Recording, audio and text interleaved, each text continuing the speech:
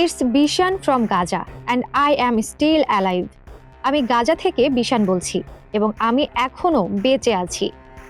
যার প্রতিটি ভিডিওর শুরুতে বলা বাক্য অনলাইনে সাড়া ফেলেছিল, সেই বিশান ওদা গাজা যুদ্ধের ভয়াবহতার চিত্র তুলে ধরে বিশ্বজুড়ে পরিচিতি পেয়েছিলেন। সেই ফিলিস্তিনি সাংবাদিককে সামাজিক যোগাযোগ মাধ্যম টিকটক স্থায়ীভাবে নিষিদ্ধ করেছে। গাজা যুদ্ধ নিয়ে তার প্রতিবেদন 2024 সালে জিতে নিয়েছিল এমি অ্যাওয়ার্ড।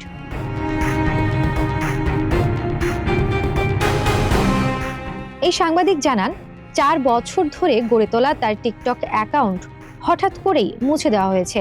সেখানে তার 1.4 মিলিয়ন, প্রায় 14 লাখ ফলোয়ার ছিল।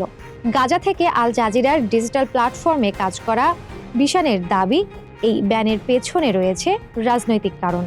বিশান তার ভিডিওতে এই নিষেধাজ্ঞার পেছনে ইসরায়েলি প্রধানমন্ত্রী বেনিয়ামিন নেতানিয়াহুর মন্তব্য এবং টিকটকের মার্কিন শাখার নতুন সিইও অ্যাডাম টেসারের ভূমিকার দিকে ইঙ্গিত করেছেন।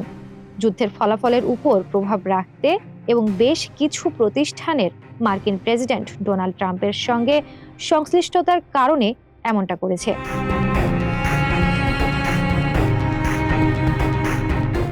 টিকটকের বর্তমান সিইও অ্যাডাম টেসারের একটি ভিডিও বিশান শেয়ার করেছেন, যেখানে টেসার বলেছেন যে টিকটকে জায়নবাদী শব্দটিকে বিদ্বেষমূলক বক্তব্য বা হেট স্পিচ হিসেবে গণ্য করা হয়। এছাড়া যুক্তরাষ্ট্রে টিকটকের মালিকানা নতুন বিনিয়োগকারীদের হাতে যাওয়ার কয়েকদিনের মধ্যেই এই সিদ্ধান্ত আসে। এদিকে 2023 সালের অক্টোবর থেকে গাজায় 207 জনের বেশি ফিলিস্তিনি সাংবাদিক নিহত হয়েছেন। আল জাজিরা এই নিষেধাজ্ঞার বিষয়ে টিকটক কর্তৃপক্ষের কাছে কৈফিয়ত চেয়েছে, তবে এখনো কোনো জবাব দেয়নি কর্তৃপক্ষ।